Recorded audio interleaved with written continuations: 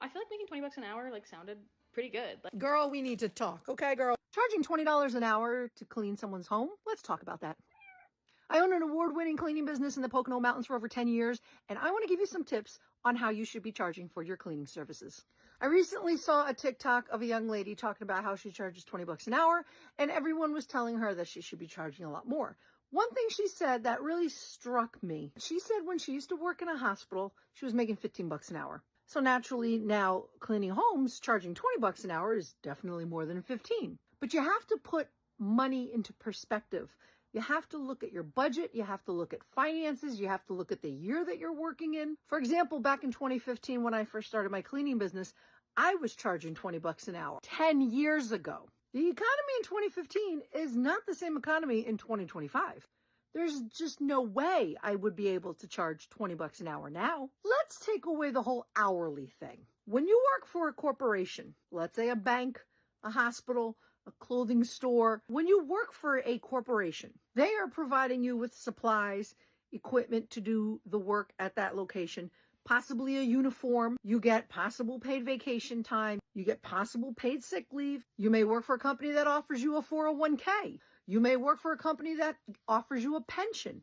You may work for a company and you're in a union, so you get union benefits. You get a lot of things when you work for a corporation that you do not get when you are self-employed. You do not get any of that when you are a self-employed cleaning business owner.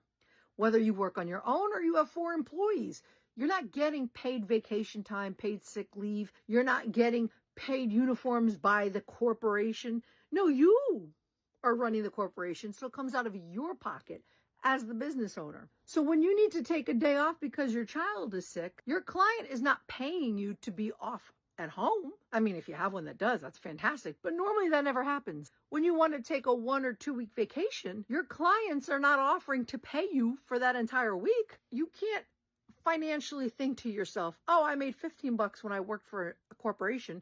So if I'm starting my own business, I should probably just charge a few bucks more. No, that's not how you look at it.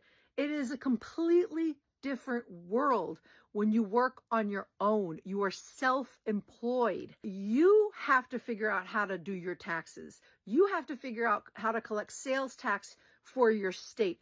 You have to buy all the equipment, all the cleaning tools you need. You have to buy liability insurance. You have to research any type of certifications or licensing that you may need in your state. You have to schedule out your clients. You have to do it all. You are the HR, you are the hiring department, you are the firing department, you are the accountant, you are the advertising person. You have to figure out how you're going to get your name out there. How are you going to attract clients? You have to figure out how to clean your cleaning products, how to disinfect them. There is so much that goes into running a business that when you work for a company, you don't worry about any of that stuff. When this young lady worked for a hospital, that hospital took care of the HR stuff. They had people that took care of advertising or networking or employee situations or training. They have departments with people that do those things. When you're self-employed, it's all on you.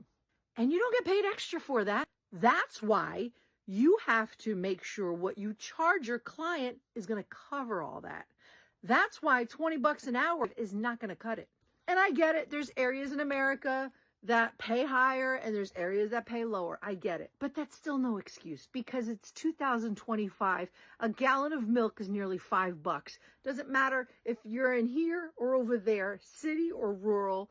Taxes are still taxes. Cleaning supplies are still cleaning supplies. So you have to factor in all of your expenses and make sure you're profiting, because when you have to take days off or if you want to go on a vacation, you have to make sure you have money put aside to cover for those days that you won't be working. There's so much that has to happen as a small business owner that you do not worry about when you work for a hospital or a large chain or a grocery store or McDonald's. But when you are self-employed, you cannot have the mentality of, oh, well, I was paid 15 bucks an hour when I worked at the Hilton.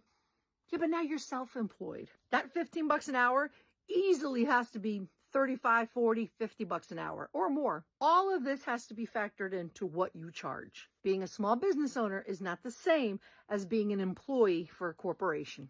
So you have to factor all of that in so that you can make a profit. Feel free to drop me a message if you want to have a one-on-one consultation. Follow along for more cleaning business tips and tricks. Crunchy Cleaning by Kathy.